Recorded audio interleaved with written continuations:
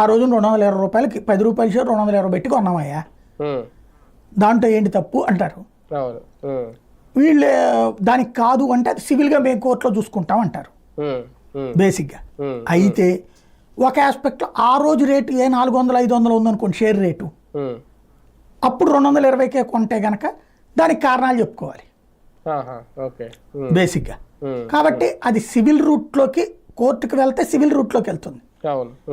Criminal రూట్లో బెదిరించారు అన్నది క్రిమినల్ యాక్ట్ కాబట్టి దాని ప్రకారం అరెస్ట్ చేస్తే చేసేయచ్చు, చేసి కస్టడీ స్టేట్మెంట్ తీసుకోవచ్చు. కాకపోతే ఇది పారిశ్రామికవేత్తలతో ముడిపడి ఉన్న వ్యవహారం కాబట్టి జరగకపోవచ్చు, కానీ చంద్రబాబు గారి ఆగ్రహంతో ఉన్నారు కాబట్టి జరగచ్చు.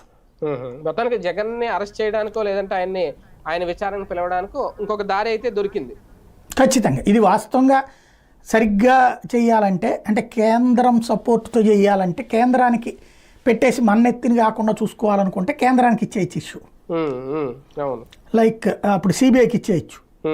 కాకపోతే అప్పుడు వెరిఫై చేస్తారు. ఇప్పుడు ఫర్ ఎగ్జాంపుల్ ఇప్పుడు అరబిందో వాళ్ళు జగన్ ఇది తీసుకున్నాక విక్రాంత్ రెడ్డికి ఏమైనా డబ్బులు ఇచ్చారా, జగన్మోహన్ రెడ్డికి ఏమైనా డబ్బులు ఇచ్చారా, వాళ్ళ అకౌంట్లకు దేనికన్నా వెళ్ళినయ్యా, లేదా వాళ్ళకి సంబంధించిన కంపెనీల్లోకి ఇందులో నుంచి ఏమైనా వెళ్ళినయ్యా అరబిందో నుంచి, ఇది వెరిఫై చేస్తారు.